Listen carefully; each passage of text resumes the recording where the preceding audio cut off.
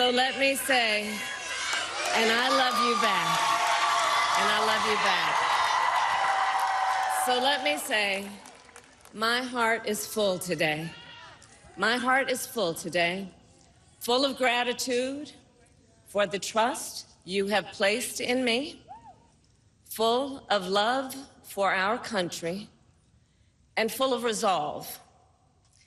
The outcome of this election is not what we wanted, not what we fought for, not what we voted for, but hear me when I say, the light of America's promise will always burn bright. As long as we never give up, and as long as we keep fighting.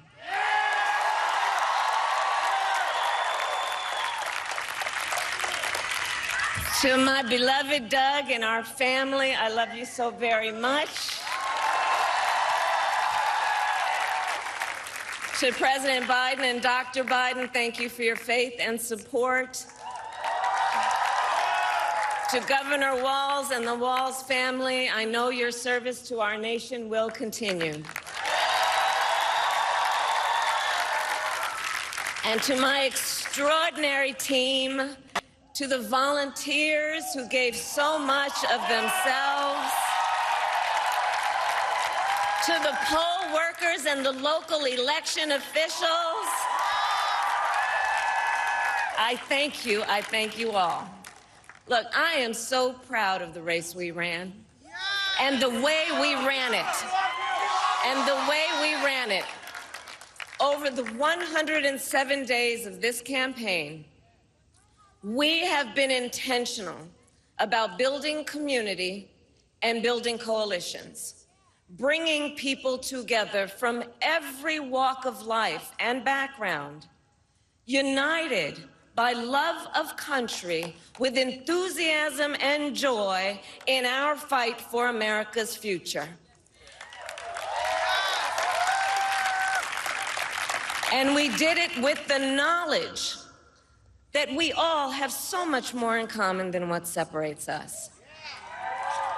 Now, I know folks are feeling and experiencing a range of emotions right now. I get it. But we must accept the results of this election. Earlier today, I spoke with President-elect Trump and congratulated him on his victory. I also told him that we will help him and his team with their transition, and that we will engage in a peaceful transfer of power.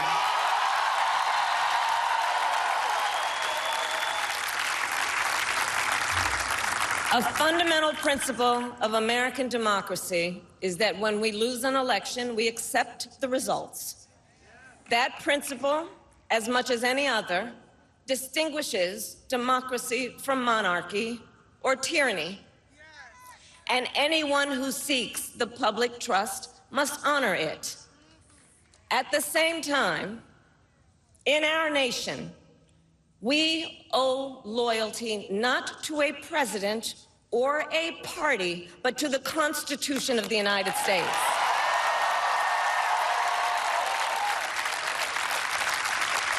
And loyalty to our conscience and to our God.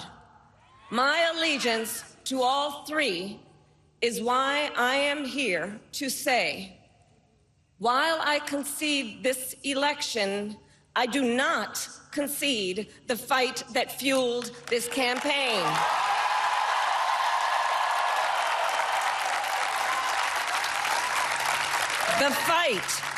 The fight for freedom, for opportunity, for fairness, and the dignity of all people. A fight for the ideals at the heart of our nation, the ideals that reflect America at our best. That is a fight I will never give up.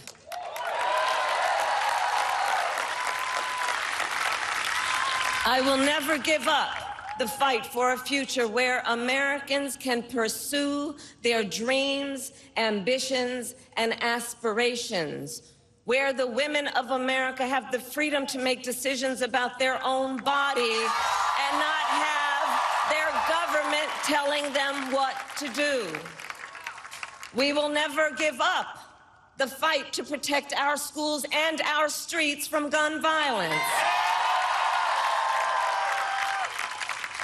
And America, we will never give up the fight for our democracy, for the rule of law, for equal justice, and for the sacred idea that every one of us, no matter who we are or where we start out, has certain fundamental rights and freedoms that must be respected and upheld.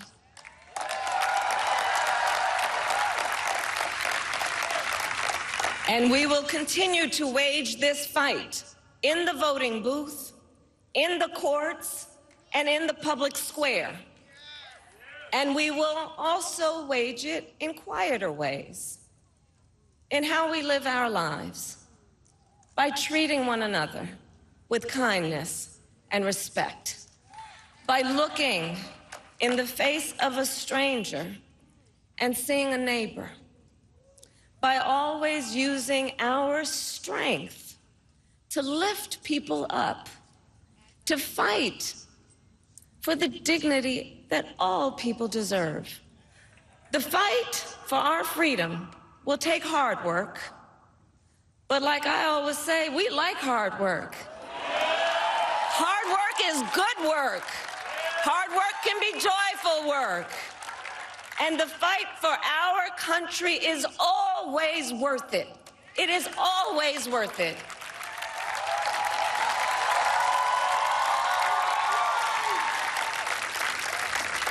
To the young people who are watching, it is...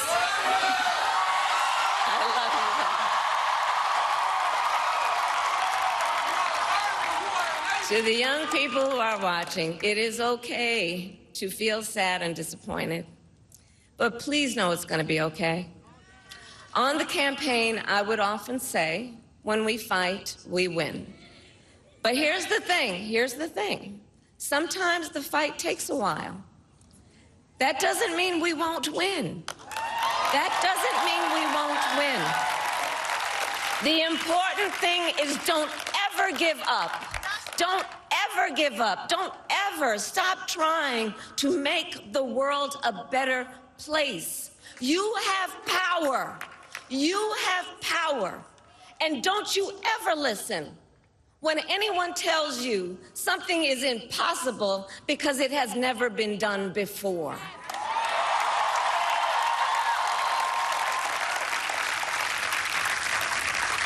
You have the capacity to do extraordinary good in the world. And so to everyone who is watching, do not despair. This is not a time to throw up our hands. This is a time to roll up our sleeves. This is a time to organize, to mobilize, and to stay engaged for the sake of freedom and justice and the future that we all know we can build together. Look, many of you know I started out as a prosecutor, and throughout my career, I saw people at some of the worst times in their lives.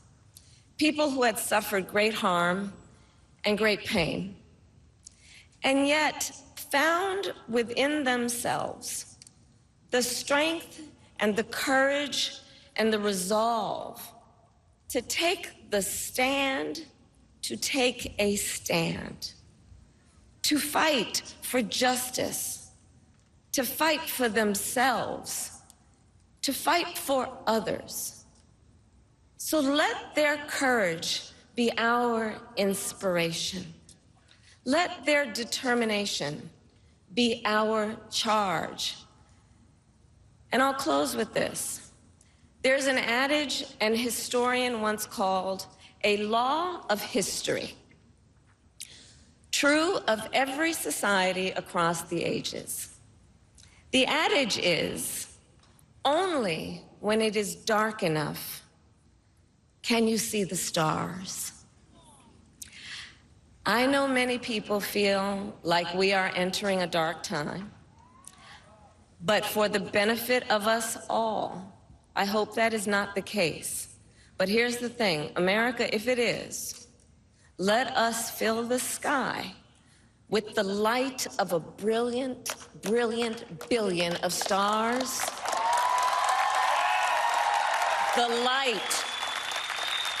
light of optimism, of faith, of truth, and service.